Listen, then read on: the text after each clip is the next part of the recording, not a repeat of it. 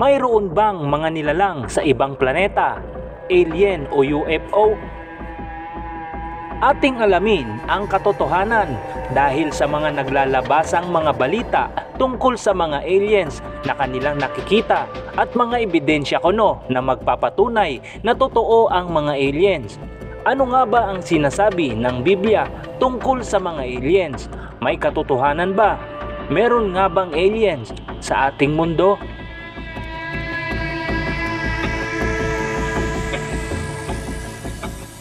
Una, bigyan natin ng kahulugan ang salitang aliens bilang mga nilalang na may kapasidad na gumawa ng mabuti at masama o mga moral na nilalang. May katalinuhan, emosyon at kakayahang magdesisyon. Pagkatapos ay tingnan natin ang ilang mga nagawa na at natuklasan ng siyensya kaugnay nito. Nagpadala na ang tao ng mga sasakyang pangkalawakan sa halos lahat ng planeta sa ating solar system. Pagkatapos na obserbahan ang halos lahat ng planeta, ating napag-alaman na ang planetang Mars at ang buwan lamang ang maaaring sumuporta sa buhay. Noong 1976, ipinadala ng Amerika ang 2 landers sa Mars. Ang bawat isa ay may taglay na instrumento upang makapaghukay sa buhangin ng Mars at magsuri para sa anumang senyales ng buhay. Wala silang natagpuang kahit ano.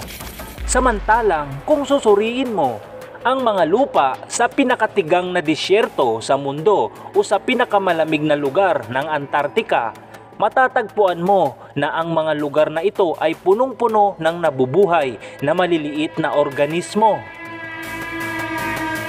Noong 1997, ipinadala ng Amerika ang Pathfinder sa Mars. Ang sasakyang ito ay kumukuha ng mga samples at nagsasagawa ng mas maraming eksperimento. Wala rin itong natagpuan na kahit anong senyales ng buhay. Mula noon, marami pang misyon ang ipinadala sa Mars. At pareho rin lang ang kanilang mga naging konklusyon. Walang nabubuhay na kahit anong nilalang sa Mars. Ang mga astronomo ay lagi nakakatuklas ng mga bagong planeta sa malalayong lugar sa kalawakan. May mga nagsasabi na ang pagkakaroon ng napakaraming planeta ay nagpapatunay na maaaring mayroong buhay sa ibang panig ng kalawakan. Ang totoo, wala pang sinuman ang nakatuklas o nakapagpatunay ng teoryang ito sa dinami-dami ng espekulasyon. Ang napakalayong distansya ng mga planetang ito sa ating mundo ang dahilan kung bakit napaka-imposible na sabihin o patunayan ang abilidad ng mga planetang ito na magbigay buhay sa anumang nilalang. Dahil alam nilang ang mundo lamang na ating tinitirhan ngayon ang may kakayahang magbigay buhay. Ang mga naniniwala sa ebolusyon ay naghahanap ng buong sikap ng iba pang planeta sa ibang solar system upang suportahan ang teorya na maaaring ang mga nilalang ay nagmula sa ibang planeta. Napakaraming mga planeta sa kalawakan, ngunit ang tiyak ay wala tayong kakayahang alamin ang tungkol sa mga planetang ito kung mayroon bang kayang sumuporta sa buhay na katulad ng ating mundo. Sa mga bagay na ating nakikita, maging sa kalawakan at sangkalupaan, sa mga bagay na ito, ating puntahan ang banal na kasulatan. Ano ang sinasabi ng Biblia patungkol dito? Ang mundo at ang sangkatauhan ay natatangi sa mga nilikha ng Diyos. Mula sa paglikha ng sanglibutan ay dokumentado sa Biblia, ganun din ang tao at mga hayop. Itinuturo sa atin sa Henesis 1 na nilikha muna niya ang mundo bago niya nilikha ang araw, ang buwan, maging ang mga tala at bituin. At ayon din sa Gawa 17, 24 at 26,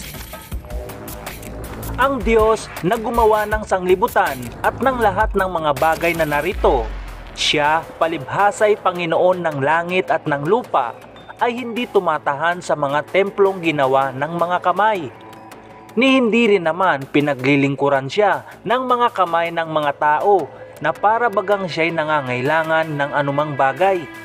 Yamang siya rin ang nagbibigay sa lahat ng buhay at ng hininga at ng lahat ng mga bagay. At ginawa niya sa isa ang bawat bansa ng mga tao upang magsipanahan sa balat ng buong lupa na itinakda ang kanilang talagang ayos ng mga kapanahunan at ang mga hangganan ng kanilang tahanan. Nilikha ng Diyos ang tao na walang kasalanan at lahat ng bagay sa mundo ay mabuti ayon sa Henesis. At nakita ng Diyos ang lahat ng kanyang nilikha at narito napakabuti at nagkahapon at nagkaumaga ang ika-6 na araw. Nang magkasala ang unang taong si Adan, ang bunga ay sumpa ng Diyos sa lahat ng aspeto ng sangnilikha mula sa sakit hanggang sa kamatayan.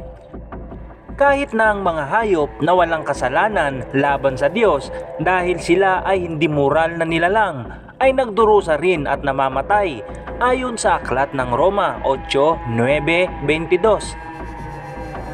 Sapagkat ang maningas na pagmimithi ng buong nilalang ay naghihintay ng pagkahayag ng mga anak ng Diyos. Sapagkat ang buong nilalang ay nasakop ng kawalang kabuluhan, hindi sa kanyang kalooban kundi dahil doon sa sumakop sa kanya sa pag-asa. Na ang buong nilalang naman ay magiging laya mula sa pagkaalipin ng kabulukan sa kalayaang maluwalhati ng mga anak ng Diyos. Sapagkat nalalaman natin na ang buong nilalang ay umihibik at nagdaramdam na may kahirapan na kasama natin hanggang ngayon. Namatay si Jesus upang bayaran ang kaparusahan na dapat nating maranasan dahil sa ating mga kasalanan. Sa kanyang muling pagparito, papawiin niya ang sumpa na naranasan ng lahat mula noong panahon ni Adan. Pansinin na sinasabi sa Roma 8:19-22 na ang sangnilikha ay nananabik din sa paghihintay sa panahong iyon. Mahalaga rin maunawaan na namatay si Kristo para sa sangkatauhan at siya'y namatay na minsan lang at iyon ay sapat na ayon sa aklat ng Hebreo. Sa ibang paraan ay kailangan na siya'y magbatang madalas mula nang itatag ang sanglibutan. Datapwat ngayon ay minsay nahayag sa katapusan ng mga panahon upang alisin ang kasalanan sa pamamagitan ng pagkahandog ng kanyang sarili.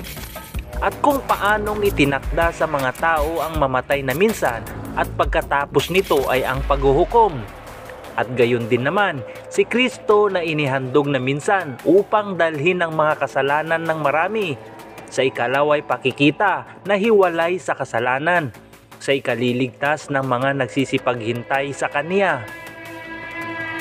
Kung ang lahat ng nilikha ay nagdurusa at nasa ilalim ng sumpa ng Diyos, lahat ng may buhay labas sa mundong ito ay tiyak na nagdurusa rin.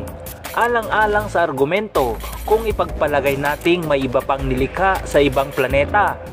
Sila man ay nagdurusa rin at nasa ilalim din ng sumpa ng Diyos. At kung hindi man sila nagdurusa ngayon, silang lahat ay magugunaw rin naman sapagkat sinasabi ni Apostol Pedro na ang lahat ng mga bagay sa sangkalawakan ay gugunawin sa apoy. Datapwat, darating ang araw ng Panginoon na gaya ng magnanakaw na ang sangkalangitan sa araw na iyan ay mapaparam na kasabay ng malaking ugong at ang mga bagay sa langit ay mapupugnaw sa matinding init. At ang lupa at ang mga gawang nasa lupa ay pawang masusunog. Kung hindi sila nagkasala, hindi magiging makatarungan ng Diyos kung parurusahan sila ayon sa lohika. Ngunit kung sila ay nagkasala at si Jesus ay maaari lamang mamatay na minsan, na ginawa niya dito sa lupa. Kung gayon ay iniwan niya sila sa kanilang kasalanan na magiging kontradiksyon din sa katangian ng Diyos ayon sa 2 Pedro. Hindi mapagpaliban ang Panginoon tungkol sa kanyang pangako na gaya ng pagpapalibang ipinagpapalagay ng iba, kundi mapagpahinuhod sa inyo na hindi niya ibig na ang sinuman ay mapahamak, kundi ang lahat ay magsipagsisi.